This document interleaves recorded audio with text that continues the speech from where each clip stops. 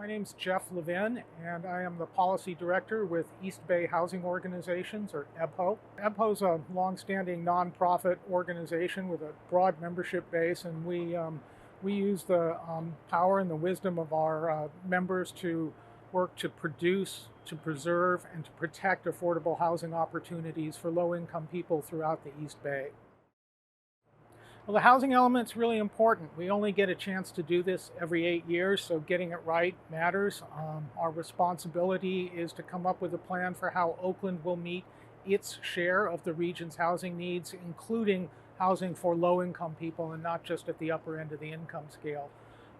Oakland's been really successful at building high-end market rate housing, did twice as much as it needed to do in this last period, but only a third of what it needed to do for affordable housing. So from our standpoint, the city needs to focus explicitly on how to increase production and preservation of housing for the lowest income folks where the needs are the greatest.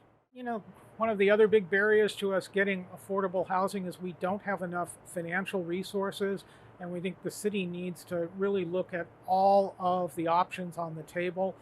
The city, for example, has a housing impact fee that developers of market rate housing pay.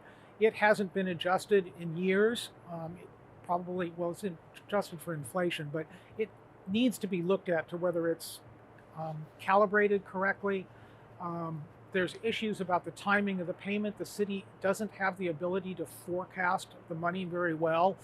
We think there are adjustments that can be made there. The city needs to look at other things, an enhanced infrastructure financing district, or tax on the profits on high-priced housing, basically the real estate transfer tax. We're extremely grateful that the voters just passed a huge infrastructure and housing bond, so we will be getting $350 million for affordable housing over a period of several years.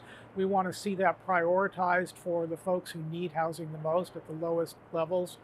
The city needs to look for funding mechanisms that can provide rent subsidies for the lowest income people, because affordable housing, it's difficult to make it reach the very lowest incomes without additional rent subsidies like Section 8, for example.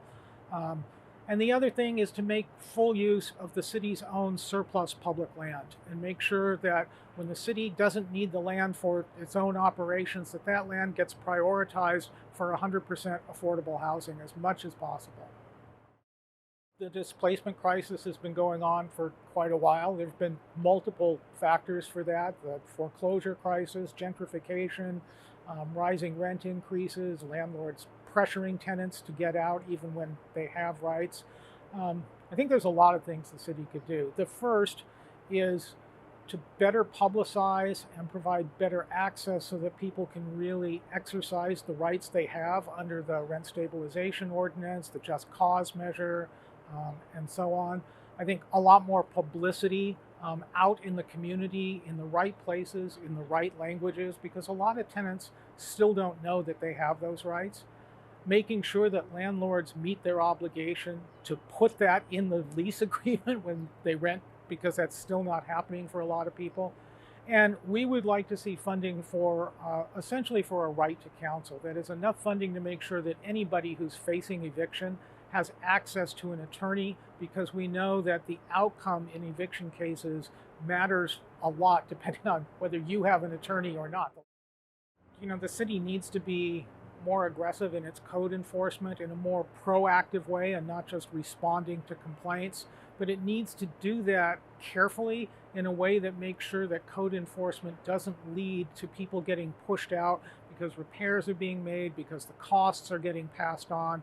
So there also need to be financial programs that assist landlords to do that in return for keeping those tenants in place at rents that they can afford. Long term, we think the real answer is to create more social housing, to get housing out of the speculative market with these corporate investors and into the hands of community-based organizations. That could be public ownership or limited equity co-ops, community land trusts, nonprofit organizations, but all with the intent of prioritizing housing as a home and not as an investment vehicle to get rich. And we think ultimately programs to both build new housing like that and to acquire existing housing but preserve it as social housing is the way to go long term.